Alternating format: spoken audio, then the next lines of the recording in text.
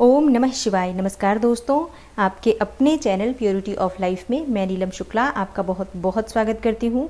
दोस्तों, आज की वीडियो में मैं आपसे बात करने वाली हूँ सावन मास में किए जाने वाले बहुत ही अचूक उपाय के बारे में। आप किसी भी समस्या से परेशान हैं, धन प्राप्ति के लिए परेशान हैं, संतान की प्राप्ति के लिए परेशान है, या फिर आपके विवाह में बहुत अधिक बाधाएं आ रही हैं, मनचाहे जीवन साथी की कामना है, या फिर दाम्पत्य जीवन बहुत अधिक कलह क्लेश से भरा हुआ है, मधुरता नहीं है दाम्पत्य जीवन में, पति पत्नी में हर वक्त क्लेश रहता है, तब भी आप ये उपाय कर सकते हैं।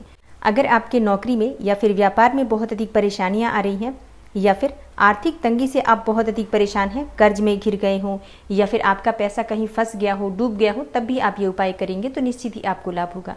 जिन भक्तों की मनोकामना है कि उनके पास अपना घर बन जाए, वो भी इस उपाय को कर सकते हैं।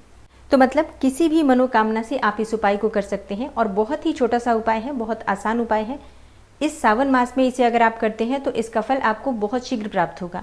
तो सावन मास में कौन सा उपाय करना है, किस प्रकार से करना है, कौन सी सावधानियां और किस नियम का पालन इस उपाय को करते समय आपको करना है, ये समस्त जानकारी आपको आज की वीडियो में मैं शेयर करने वाली हूँ।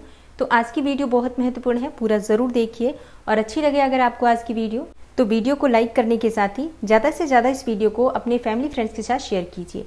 और चैनल पर पहली बार आए हैं, अगर अभी तक आपने चैनल को सब्सक्राइब नहीं किया है तो आज की वीडियो अगर आपको अच्छी लगे तो चैनल को सब्सक्राइब करके बेल आइकन को ज़रूर प्रेस कर लीजिए।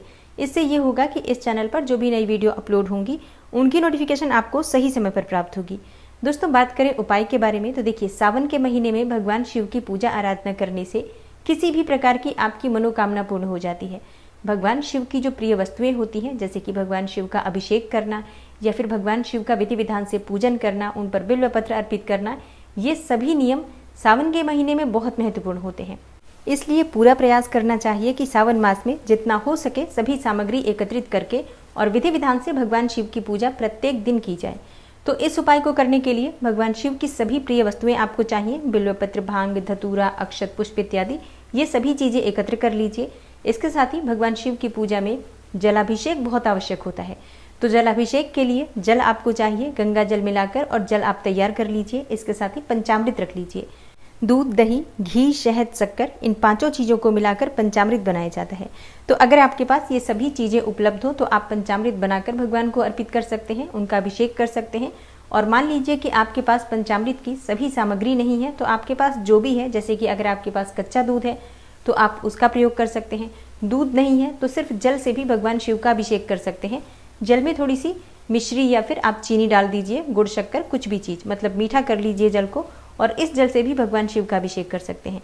तो अगर पंचामृत नहीं है, कच्चा दूध नहीं है, तो ऐसे में सिर्फ जल, मीठे जल के द्वारा भी भगवान शिव का अभिषेक किया जा सकता है। तो सभी सामग्री लेकर आपको अपने घर के आसपास कोई भी मंदिर हो तो मंदिर में जाना है। मंदिर में जाकर सबसे पहले भगवान शिव को प्रणाम कीजिए। मंदिर की चौखट को सबसे पहले प्रणाम करना चाहिए। चौखट को हाथ से छूकर प्रणाम कीजिए। उसके बाद आप मंदिर में प्रवेश करते हैं। मंदिर में प्रवेश करने के बाद भगवान शिव और जो भी देवी देवता उस मंदिर में विराजित होते हैं सबको प्रणाम करना चाहिए। अच्छा, शिव मंदिर में जब भी हम पूजा के लिए जाते हैं तो भगवान शिव का ये नियम होता है कि भगवान शिव महादेव हैं, तो उनकी पूजा की जाती है सभी देवी देवताओं के बाद। जब हम सबसे पहले भगवान शिव की पूजा करते हैं तो भगवान शिव उसे स्वीकार नहीं करते। इसलिए भगवान शिव की पूजा के लिए जब हम जाते हैं तो मंदिर में जो भी देवी देवता विराजित होते हैं सबकी पहले पूजा कर लेनी चाहिए, फिर भगवान शिव की पूजा करनी चाहिए। तो जो भी मंदिर में देवी देवता विराजित हैं सबकी पूजा कर लीजिए। उसके बाद भगवान शिव की पूजा के लिए शिवलिंग पर सबसे पहले आपको जल अर्पित करना चाहिए। फिर जो भी सामग्री आप विशेष रूप से द्रव्य लेकर गए हैं अर्पित करने के लिए, आप उससे अभिषेक कर सकते हैं। फिर उसके बाद आपको शुद्ध जल से फिर से अभिषेक करना चाहिए। तो इस प्रकार से अभिषेक का नियम होता है। अभिषेक करने के बाद भगवान शिव को वस्त्र अर्पित कीजिए। आप चाहें तो कलावा अर्पित कर सकते हैं या फिर सफ़ेद वस्त्र भी अर्पित कर सकते हैं। वस्त्र अर्पित करने के बाद चंदन से, मतलब सफ़ेद चंदन या फिर अष्टगंध जो भी आपके पास है, उससे भगवान शिव को तिलक कीजिए, भस्म अर्पित कीजिए। और इसके बाद बिल्व पत्र इत्यादि जो भी चीज़ें आप लेकर गए हैं, भांग, धतूरा, सफ़ेद पुष्प, या फिर आप अगर शमी के पत्ते लेकर गए हैं, शमी के पुष्प लेकर गए हैं, तो सभी चीज़ें एक एक करके शिवलिंग पर अर्पित कर दीजिए। इसके बाद आपको एक विशेष कार्य करना है। मतलब सबसे पहले आपको भगवान शिव की विधि विधान से पूजा कर लेना है। उसके बाद से आपको चाहिए 108 की संख्या में चावल, अखंडित चावल होने चाहिए, जो बिल्कुल भी टूटे हुए चावल ना हो। ऐसे चावल आपको अपने दाहिने हाथ में लेना है और एक एक करके आपको ये सभी चावल भगवान शिव को अर्पित करना है। ओम नमः शिवाय, ओम नमः शिवाय, ओम नमः शिवाय, इस प्रकार से एक एक चावल के दाने पर आपको मंत्र जप करना है। भगवान शिव को एक एक दाना चावल अर्पित करते समय 108 बार आप मंत्रों का जप कर लेंगे, क्योंकि गिनकर आपको घर से लेकर जाना है चावल का दाना। और सभी चावल के दाने अर्पित करने के बाद आप अपने मन की कामना भगवान भोलेनाथ से कहिए। प्रार्थना कीजिए कि आपकी जो मनोकामना है भगवान शिव उसे पूर्ण करें। और हाँ, भगवान शिव पर विश्वास रखिए, धैर्य बनाकर रखिए, भगवान शिव निश्चित ही आपकी कामना पूर्ण करते हैं। तो श्रद्धा भाव से पूजा करना चाहिए, इस बात का ध्यान रखिए। और इसके बाद आपको एक दीपक प्रज्वलित करना है। अब देखिए, दीपक आप मिट्टी का ले सकते हैं, चाहे तो आटे का दीपक बना सकते हैं। दीपक में आप कोई सी भी बाती डाल दीजिए, गोल बाती या लंबी बाती। हाँ, एक चीज़ का ध्यान आपको रखना है, अगर आप गोल बाती डालते हैं तब तो आप एक ही बाती डालेंगे, लेकिन अगर आप लंबी बाती डालते हैं तो कभी भी लंबी बाती अकेली नहीं डाली जाती, हमेशा 2 बातियाँ डाली जाती हैं। तो अगर आपके पास लंबी बाती है, उसका प्रयोग कर रहे हैं, तो ऐसे में आप 2 बातियाँ क्रिस क्रॉस करके डाल दीजिए। एक ही तरफ प्रज्वलित करना है, लेकिन बाती 2 होनी चाहिए, इस बात का ध्यान रखिए अगर लंबी बाती है तो। और इसके बाद जो भी आपके पास शुद्ध घी या तिल तेल उपलब्ध है दीपक में डाल दीजिए।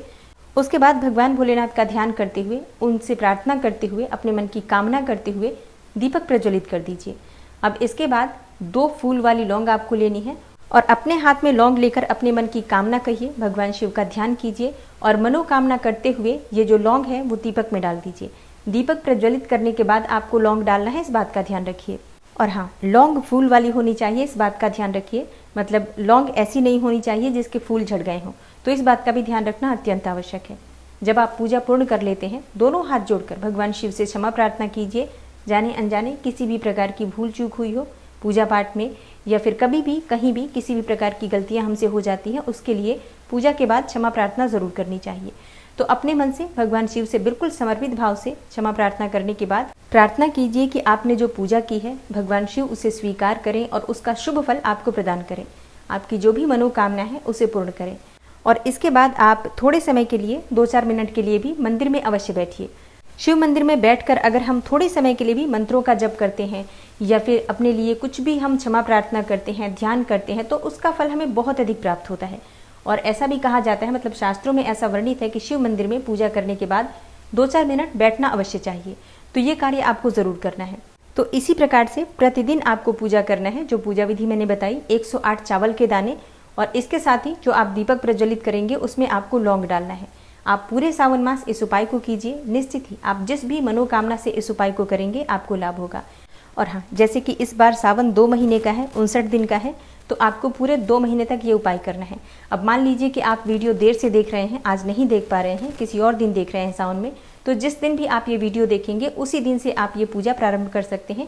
इस प्रकार से 108 की संख्या में आप अगर चावल अर्पित करते हैं या फिर बिल्व पत्र अर्पित करते हैं या कोई भी एक वस्तु प्रतिदिन 108 की संख्या में अर्पित करते हैं, तो शास्त्रों में, शिव पुराण में ऐसा वर्णित है कि 108 की संख्या भगवान शिव को अत्यंत प्रिय है। 108 की संख्या में अगर हम चीज़ें भगवान शिव को अर्पित करते हैं और विशेषकर सावन मास में, तो हमारे मन की कोई भी कामना हो भगवान शिव उसे पूर्ण करते हैं। तो ये उपाय ज़रूर कर लीजिए। पूरे सावन मास में आप कभी भी शुरू कर सकते हैं, लेकिन करना आपको पूरे सावन के महीने में है। पीरियड्स में आप ये उपाय नहीं कर सकते हैं, लेकिन जब पीरियड समाप्त हो जाते हैं तो उतने दिनों के जो आप उपाय ले रहे हैं, चावल के दाने या फिर लौंग के दाने, दीपक, ये उतने दिनों के जो उपाय बचे रह जाएंगे वो आपको एक्स्ट्रा करने पड़ेंगे। और ये उपाय आप सुबह या शाम किसी भी समय कर सकते हैं। प्रतिदिन आपको करना है, चाहे सुबह कर लीजिए या फिर शाम को कर लीजिए। तो उम्मीद करती हूँ ये उपाय आप ज़रूर करेंगे। बहुत आसान उपाय है और बहुत आसानी से आप इसे कर पाएंगे।